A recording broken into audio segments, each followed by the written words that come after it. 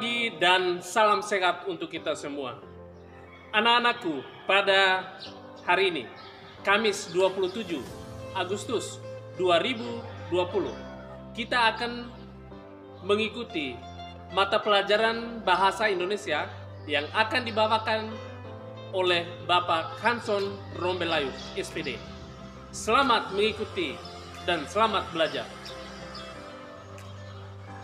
Hari yang baru, semangat yang baru.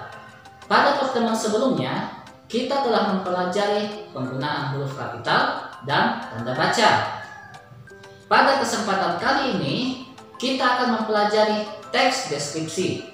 Sebelumnya, Bapak sudah pernah jelaskan apa itu teks deskripsi. Sekarang kita akan lebih mendalami materinya.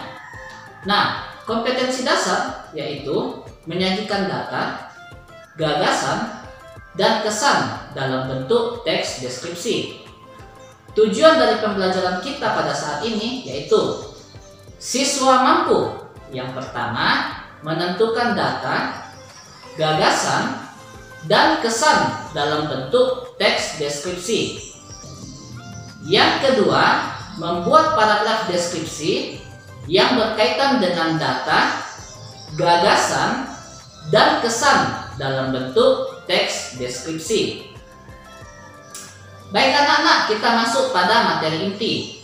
Materi kita kali ini yaitu menyajikan data, gagasan, dan kesan dalam bentuk teks deskripsi.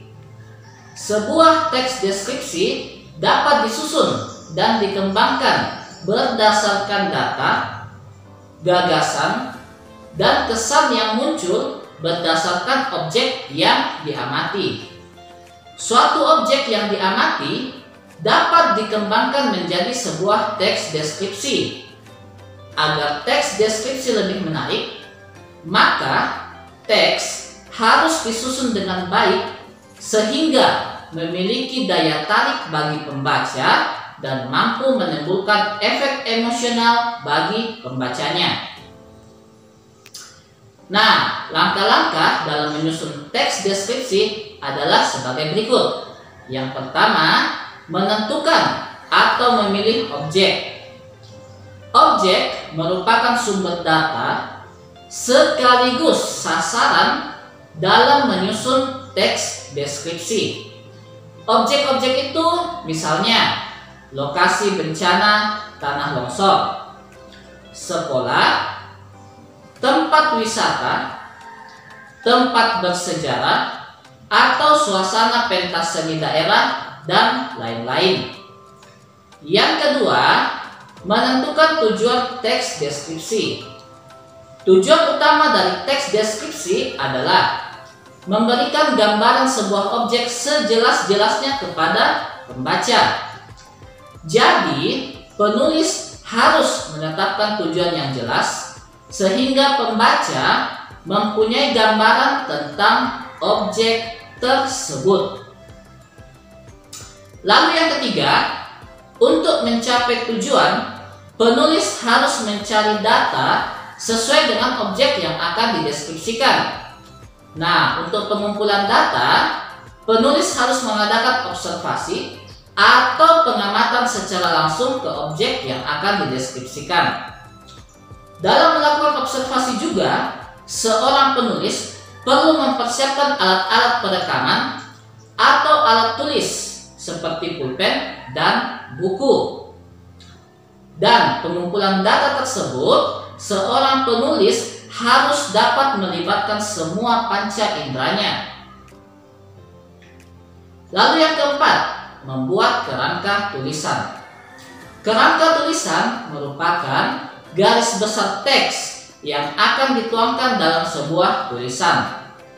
Kerangka tulisan sebagai pedoman atau acuan dalam menggambarkan objek yang akan ditulis. Melalui kerangka, penggarapan dan pengolahan tulisan menjadi lebih jelas dan terarah.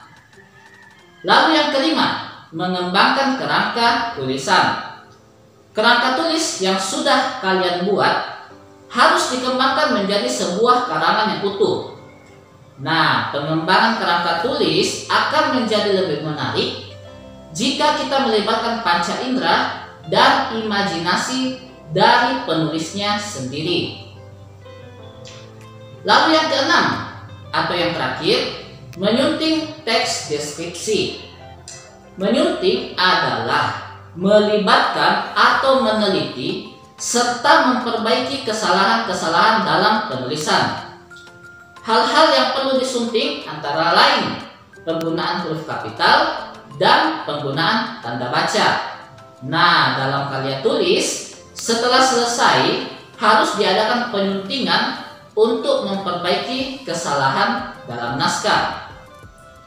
Hal-hal yang mengenai menyunting tentang penggunaan huruf kapital dan tanda baca telah kita pelajari pada pertemuan yang lalu.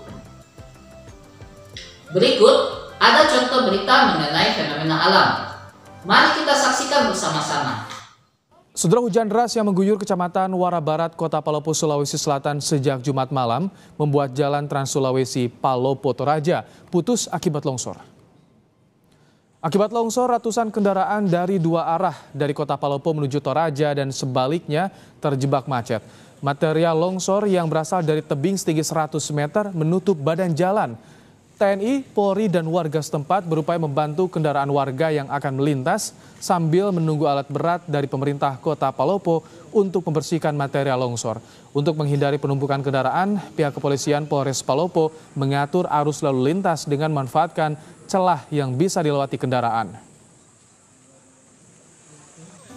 Dari berita tersebut, Bapak akan memberikan tugas. Tugas kalian yaitu membuat sebuah karangan dalam bentuk 3 paragraf mengenai bagaimanakah perasaan Anda setelah menyaksikan berita tersebut. Baik anak-anak, sampai di sini pertemuan kita. Tetap jaga kesehatan, jaga diri, stay at home, dan terima kasih.